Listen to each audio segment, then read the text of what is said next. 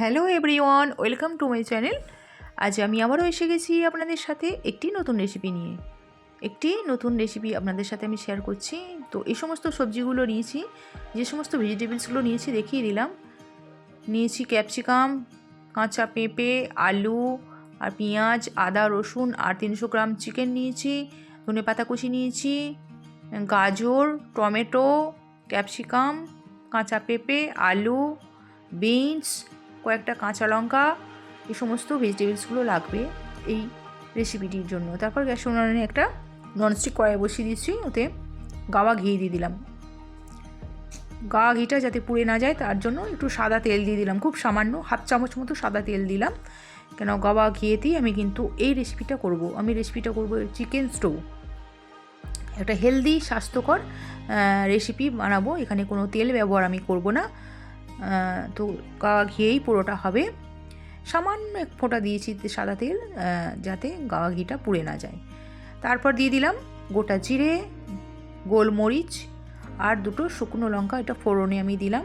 খুব সুন্দর যখন একটা স্মেল বেরোবে তখন বুঝতে হবে ফোড়নটা খুব ভালোভাবে গরম হয়ে গেছে। ঘিয়ের সাথে ফোড়নটা খুব ভালো করে নাড়াচাড়া করতে থাকলাম। তো ফার্স্টে আমি আদা কুচি দিয়ে দিচ্ছি।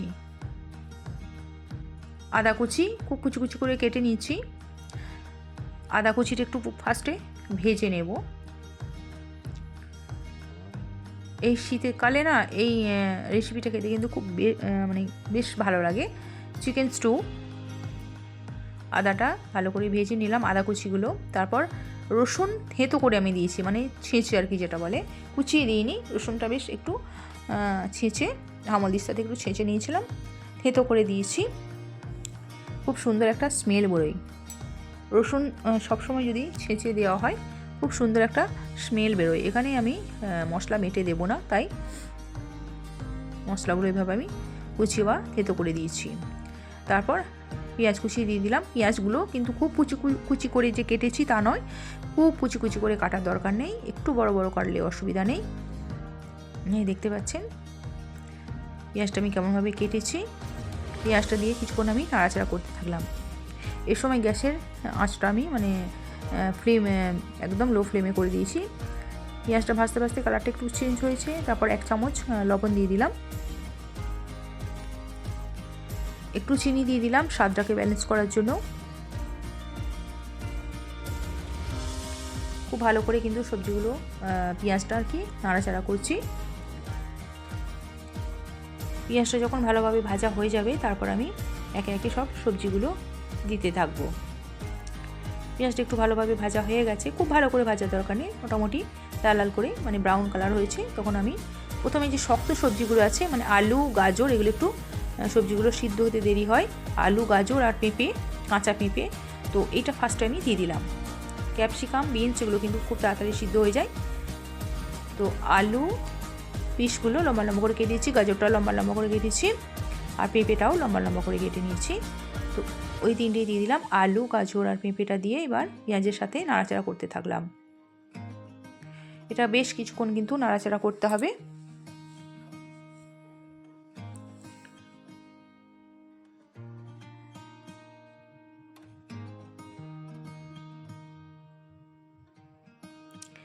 গ্যাসের ফ্লেমটাকে আমি এই সময় মিডিয়াম করে দিয়েছি, দিয়ে নাড়াচাড়া করে নিলাম। তো একবার ঢাকা দিয়ে রাখলাম,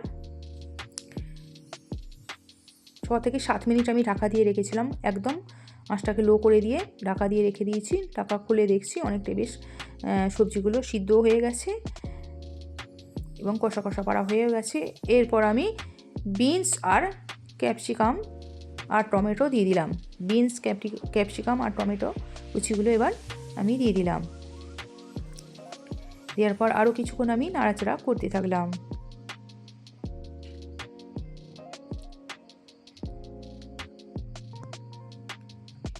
তারপর চিকেনটা খুব ভালো করে ধুয়ে নিয়েছি, চিকেন দিয়ে দিলাম। আমি এখানে 300 গ্রাম চিকেন নিয়েছি, বেশি নিইনি চিকেন।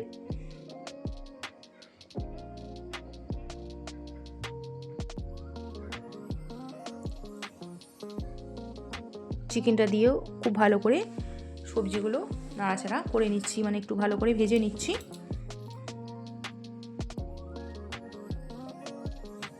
5 মিনিট মতো আমি একটু ভেজে নিলাম, নাড়াচাড়া করে নিচ্ছি।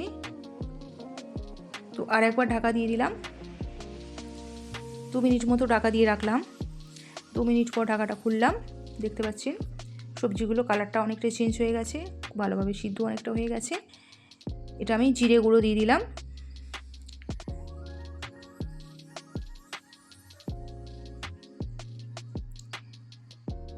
জিরে গুঁড়ো দিয়ে একটু ভালো করে নাড়াচাড়া করছি।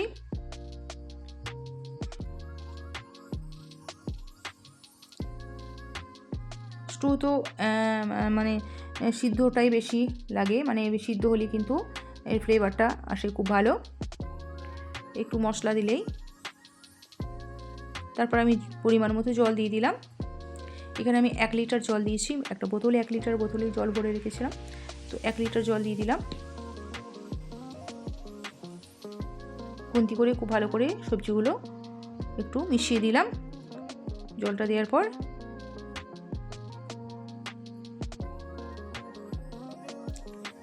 কয়েকটা কাঁচা লঙ্কা দিয়ে দিলাম ঝালের জন্য। এবার ফোটার অপেক্ষায় আছি, দিয়ে একবার ঢাকা দিয়ে দিলাম। আমি 10 মিনিট ঢাকা দিয়ে রেখেছিলাম, 10 মিনিট পর খুলছি, দেখতে পাচ্ছেন টকবক করে ফুটছে।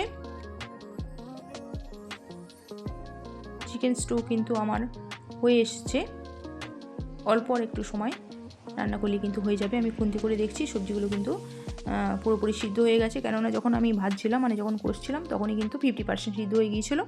আবার ঢাকা দিয়ে রেখেছিলাম 10 মিনিট, তো পুরো 50%, বাকি 50% সিদ্ধ হয়ে গেছে, মানে টোটাল সবজিটা আমার আর মাংস সমেত সিদ্ধ হয়ে গেছে। এটা আমি একটা সস দিয়ে দিলাম, চিলি সস আর গ্রিন চিলি সস, এগুলো একটা সসের মিশ্রণ করে রেখেছিলাম, তো মিশ্রণটা দিয়ে দিলাম। খেতে কিন্তু খুব টেস্টি হয়।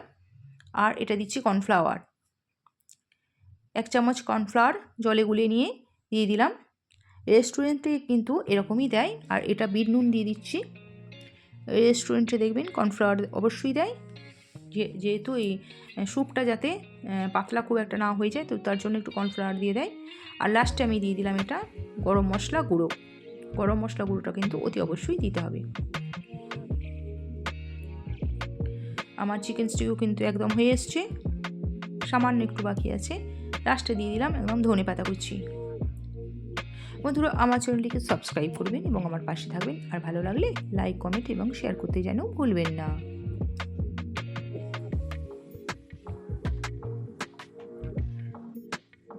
শীতের দুপুরে এরকম একটা চিকেন স্টু হলে খেতে মন্দ লাগে না, দারুণ লাগে। কিন্তু দুপুরে বা সন্ধ্যের সময় যে কোনো সময় কিন্তু অল্প খিদে পেলে এই চিকেন স্টু কিন্তু খেতে কিন্তু খুব ভালো লাগবে। অনেক সবজিও আছে, খুব হেলদি, মানে খুব স্বাস্থ্যকর একটা খাবার আপনাদের সাথে আমি শেয়ার করলাম। আমার চিকেন স্টিউ একদম রেডি হয়ে গেছে। আজ আসি বন্ধুরা, সকলে ভালো থাকবেন, সুস্থ থাকবেন। আর আমার ভিডিওটিকে দেখার জন্য আপনাদেরকে অসংখ্য অসংখ্য ধন্যবাদ। Tata, bye bye. আমার চিকেন স্টিউ একদম রেডি হয়ে গেছে।